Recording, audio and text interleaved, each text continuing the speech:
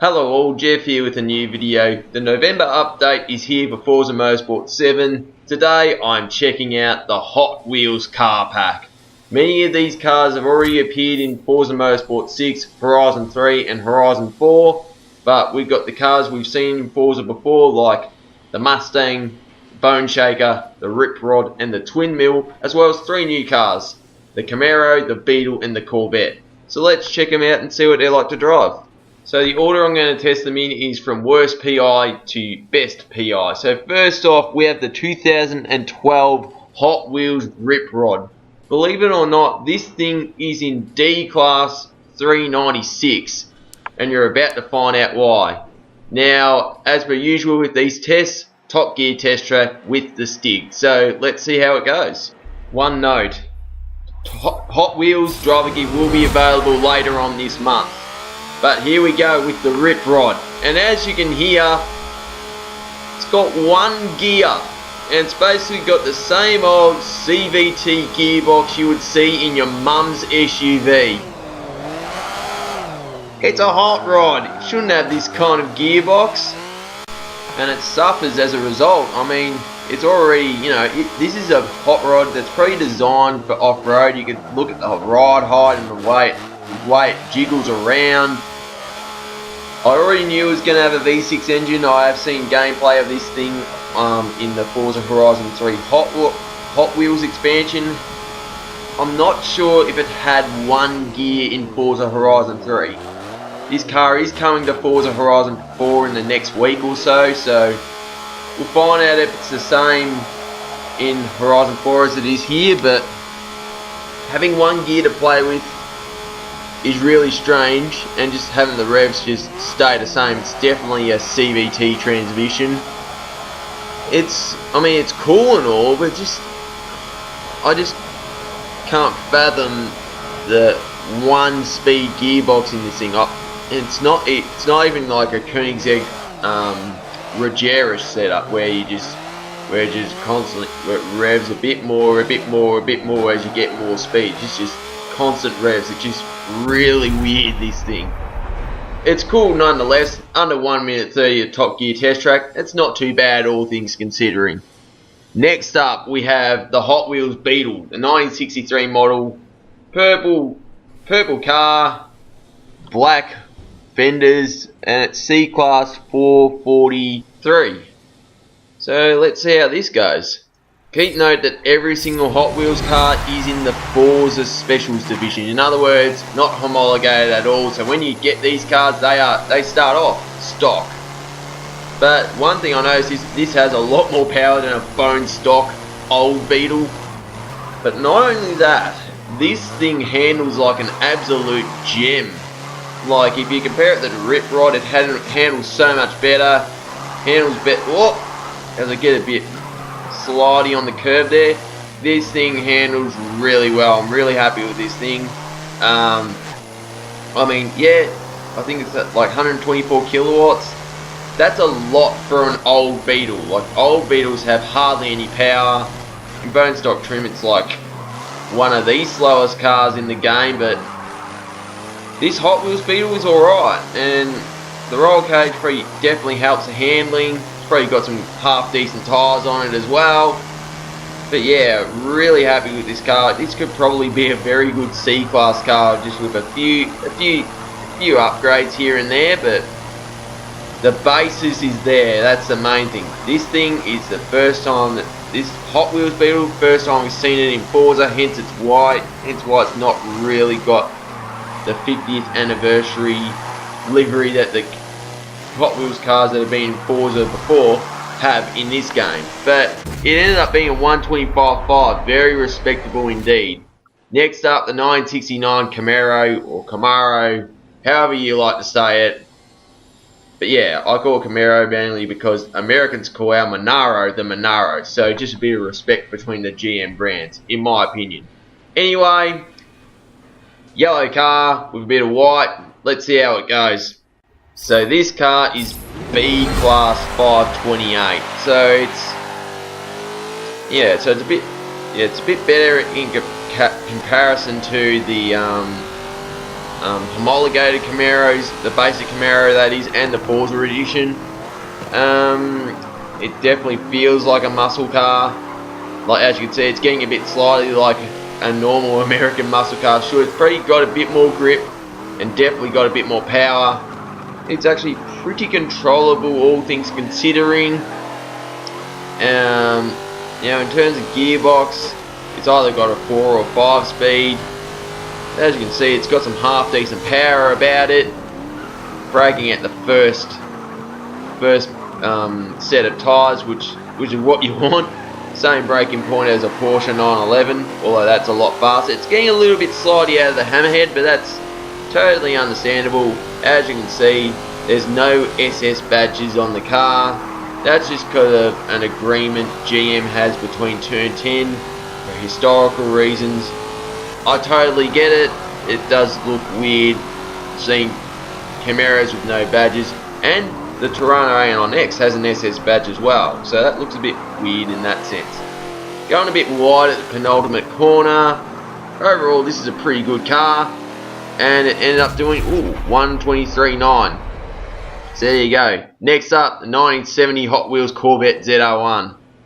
Now, this has a bit of an Evel Knievel inspired livery about it, except it's mainly blue instead of mainly white. And this is also B-Class. This B-Class 553, so just a bit better than the Camaro in PI terms. This thing has really short gears. I was quite surprised that something like this would have such a short gear ratio. Like, you'll see me going into 5th gear and probably haven't even hit 125 miles an hour.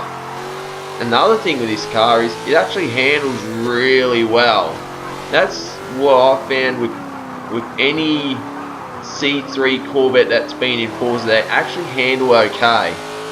As you can see there, I was taking Chicago in 3rd gear. That's how short these gears are. And I'm about to go in the 5th. No, just almost hit the limiter in 4th as we go into the hammerhead.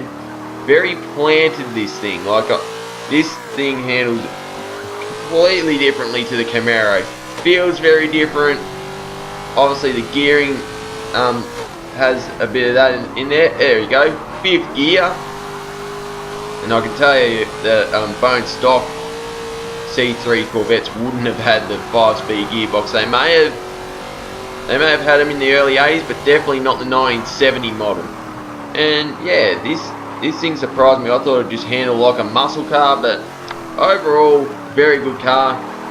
Possibly a very, very good car in the B-Class hopper, but yeah, there you go. Now to the 2011 Boneshaker. First appeared on Forza 6, was part of the Hot Wheels expansion in Horizon 3, came to Horizon 4 last week, and has now come to the older Forza 7. So let's see what it's like here. So, the Boneshaker. It's a pretty cool looking hot rod, let's be honest. And you've got that skull spine gear shifter in the middle as it's just going sideways all over the place. Unfortunately, the Stig doesn't know how to put his hand on the gear shift in this game, which is a shame, especially if you've come from Horizon 4. But this thing handles like it did in Forza 6. Absolutely mental. All it's got is straight line speed. It can barely brake. It can barely turn. It's a look, this exact same car is in Forza Horizon 4, yet it feels completely different. In this game, it's all about speed and nothing else. In Horizon 4, this car has acceleration and handling. And that's bone stock trim. As I get slidey here, the Boneshaker in Horizon 4 has a 6-speed gearbox.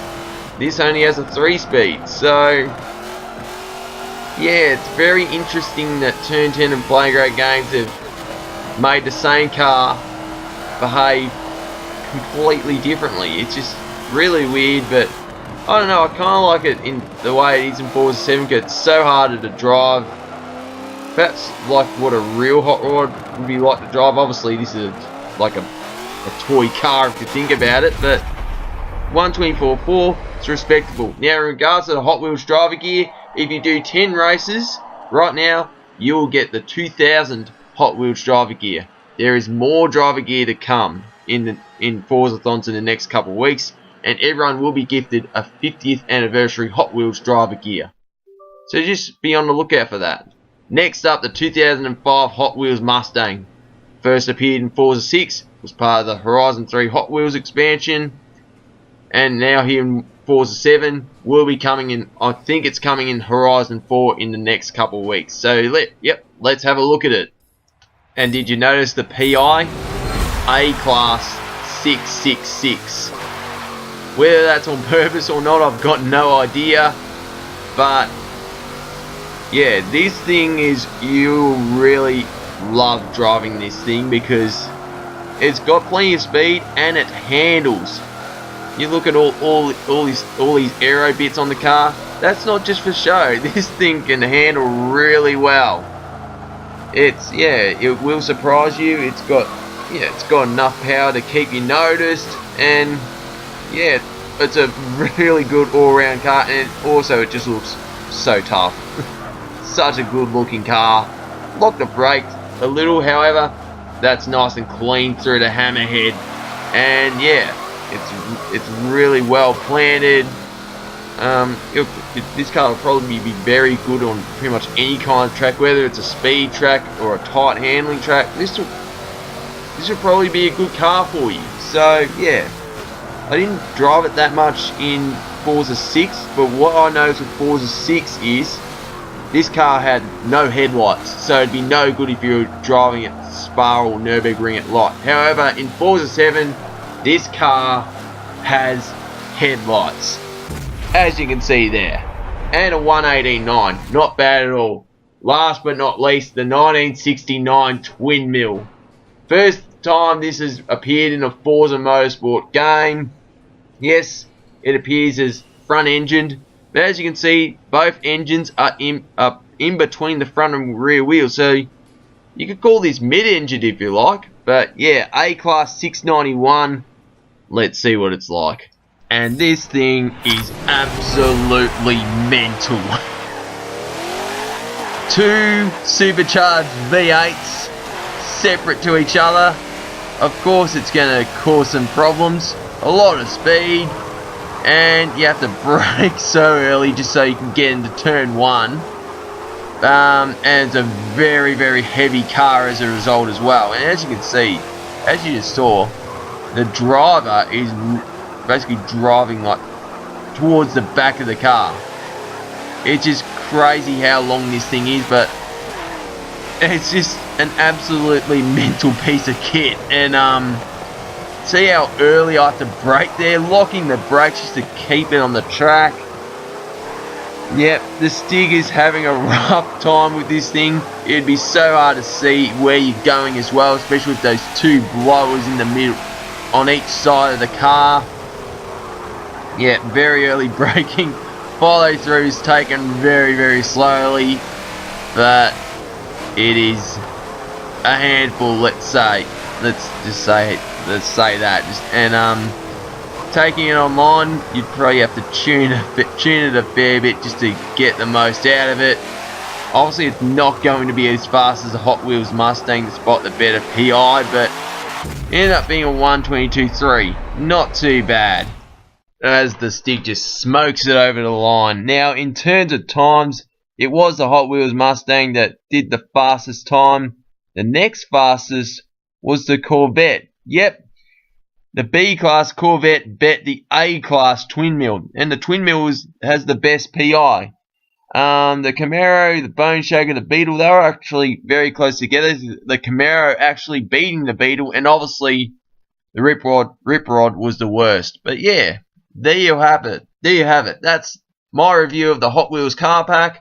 So if you like the video, smash the thumbs up button, leave a comment, let me know what you think.